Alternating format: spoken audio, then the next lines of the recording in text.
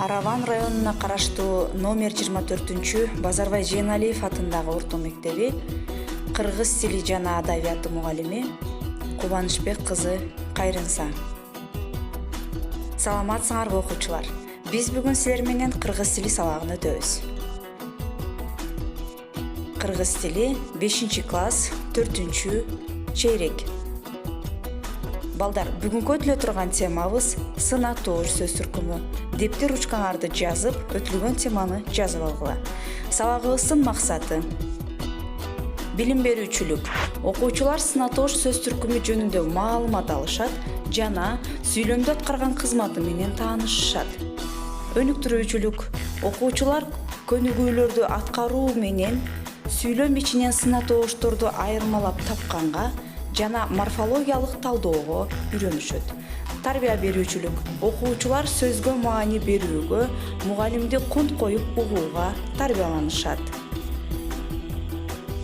Эгерде жогорудагы максаттарга жетти деп эсептейбиз. Эгерде окуучулар сынатооштун грамматикалык белгилери жөнүндө кеңири түшүнүк алышса, морфологиялык талоого үйрөнүп, сынатооштун сүйлөмдө аткарган кызматтарын билсе, сөзгө маани берүүгө, мугалимди кунт коюп угууга тарбияланышса. Окуучулар ээ болуучу компетенттүүлүктөр. Тилдик компетенттүүлүк. Сынатооштун морфологиялык белгилерин үйрөнөт, сынатооштун синтаксистик белгилерин билет. Кептик компетенттүүлүк. Өзүнүн кебине байкоо жүргүзүү аркылуу өз оюн кенен жана түшүнүктүү бере алат. Сынатоошторду катыштырып сүйлөм, текст түзө алат. Маданий компетенттүүлүк. Кебинин бай жана орундуу болуусуна аракеттенет. Теориялык билимдерин жазуу жана сүйлөө ишмердүүлүгүндө пайдаланат. Сабактын тиби. Жаңы билимдерди өздөштүрүү сабагы. Демек балдар, жаңы тема.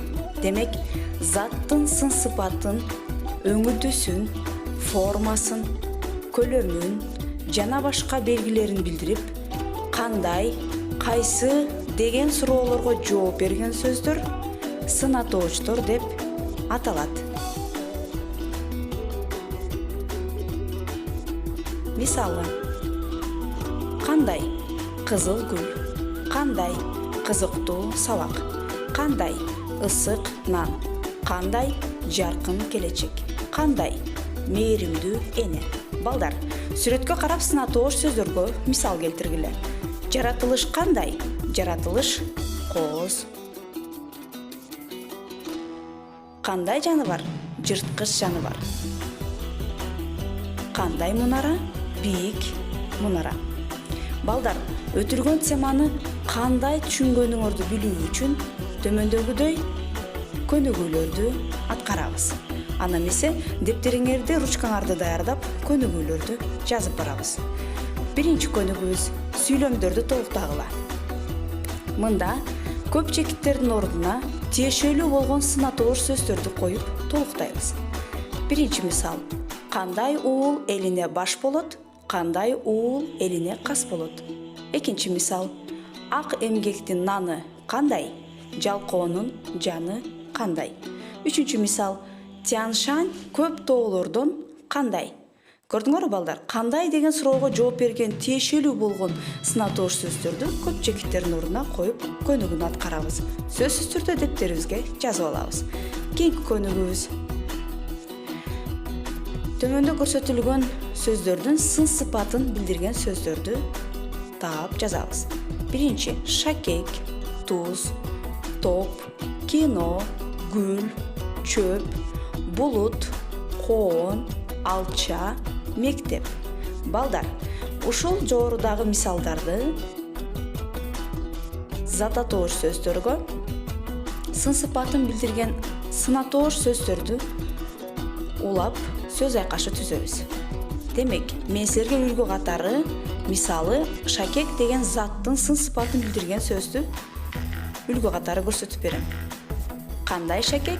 Алтын шакек. Демек, шакектин сын-сыпатын билдирген сөз бул жерде алтын деген сөз. Алтын деген сөзгө кандай деген суроо берилет. Демек, алтын сөзү сынатооч сөз. Балдар,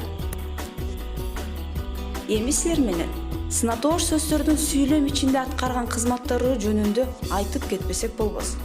Демек биз сөз кылып аткан сынатооштор сүйлөм ичинде көбүнчө баяндооштук, аныктооштук, бышыктооштук милдетти аткарып калат.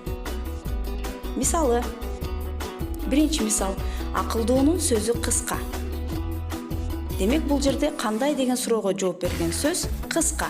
Бул жерде акылдуунун сөзү кыска экендигин баяндагандыгы үчүн баяндооштук милдетти аткарды. Ал эми экинчи сүйлөмдө жакшы адамдын белгиси эл камы үчүн жүгүрөт, жаман адам белгиси өз камы үчүн күйүнөт. Бул жерде кандай деген суроого жооп берген сөздөр жакшы, жаман деген сөздөр. Бул сынатоо сөздөр бул сүйлөмүбүздө аныктооштук милдетти аткарып калды. Себеби заттын сын сыпатын билдирип түшкөндүгү үчүн ушул милдетти аткарып калды. Үчүнчү мисалды карайбыз. Бале азаматтар, жакшы иштедиңер. Бул жерде кандай деген суроого жооп берген жакшы деген сынатооч сөз бышыктооштук милдетти аткарып калды. Себеби бул жерде кыймыл аракеттин сын сыпатын билдирди. Көрдүңөр балдар, экинчи мисалдагы жакшы деген сынатооч менен үчүнчү мисалдагы жакшы деген сөз тыбыштык жактан бирдей түзүлүшкө ээ, бирдей суроо берилет. Бирок алардын стилистикалык жактан караганда синтаксистик кызматы ар башка. Демек, экинчи сүйлөмдө жакшы деген сөз аныктооштук милдетти аткарса, үчүнчү сүйлөмүбүздө жакшы деген сынатооч сөзүбүз бышыктооштук милдетти аткарып калды. Балдар, ушул мисалдарды сөзсүз түрдө дептериңерге белгилеп жазып алып, сынатооштордун астын сызып белгилеп алгыла. Мындай мисалдар биздин кебибизде көп эле жолу байкалат. Сөзсүз түрдө бул мисалдарды аткарып, сүйлөмдөрдүн арасынан сынатоошторду тапканга үйрөнгүлө. Себеби биздин кебибизде сынатооштор арбын кездешет. Балдар, эми мен силерге үйгө тапшырма берем. Биринчи тапшырма. Өзүңөрдүн жакшы көргөн буюмуңар жөнүндө сынатоош сөздөрдү катыштырып кыскача текст жазгыла. Экинчи тапшырма. Менин айылым менин көз ирмемимде деген темада өзүңөрдүн айылыңарды сүрөттөп эссе жазгыла. Белгилеп кетейин балдар, тапшырмаңарда жазган текстиңерде, жазган эссеңерде сөзсүз түрдө заттын сын сыпатын билдирген, тактап айтканда сынатоош сөздөрдү көбүрөөк катыштырганга аракет жасагыла. Аткарылган тапшырмаңарды сөзсүз мугалимиңерге жөнөткүлө. Мугалимдер тапшырмаларга карап бааларды коюп барышат. Ал эми балдар, бүгүнкү сабагыбыз ушуну менен жыйынтыкта алдында турат. Сабагыбызды Айтолуу Сулайман Рыспаев деген агайыбыздын Сөз жөнүндө дастан деген китебинен кыскача ой толгоолорунан мен силерге мисалдарды окуп берем. Мында сөздүн баалуулугун, сөздүн касиетин, сөздүн кудуретин таңазалаган бир топ ойлор бар. Аны эмесе угуп көңүл буруп тургула. Сөз ыйык, сөз керемет. Сүйлөп жаткан эле болбосо, баардык адам эле сөз биле бербейт. Сөз билген адам анын ички поэтикасын, тышкы музыкасын сезет, туят. Сөз билген адам сүйлөсө, ал ырдап турган сый. Сөз адамдын ички жигерин аныктап билгизет. Сөз билген анын баасын, күчүн туйган адам таасын так сүйлөйт. Тандап, таап айтат. Өз учурунда гана айтат. Ага ошол акырын айткан бир ооз сөзү жетиштүү болот. Сөз билген адам таап сүйлөйт, билбеген адам каап сүйлөйт деген ошо. Сөз адамдын маданияты, куу чирендик эмес, адамдын сөзү, жүрүм-туруму гана анын маданияттуулугун айгинелеп турат. Демек балдар, көрдүңөрбү? Сөздүн баалуулугу, касиети кандай экен? Силер дагы мындан кийин сөзгө маани бергенге, сөздү кастарлап, тандап, таап айтканга үйрөнгүлө. Кези келгенде сүйлөгөндү үйрөнгүлө. Демек, сөздүн кудурети, сөздүн касиети, сөздүн ыйыктыгы, сөздүн керемети жогору турат экен.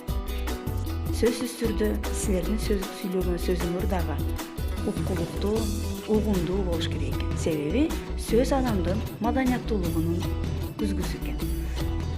Ушуну менен сабагыбыз жыйынтыкталды балдар. Көңүл бурганыңар үчүн чоң рахмат.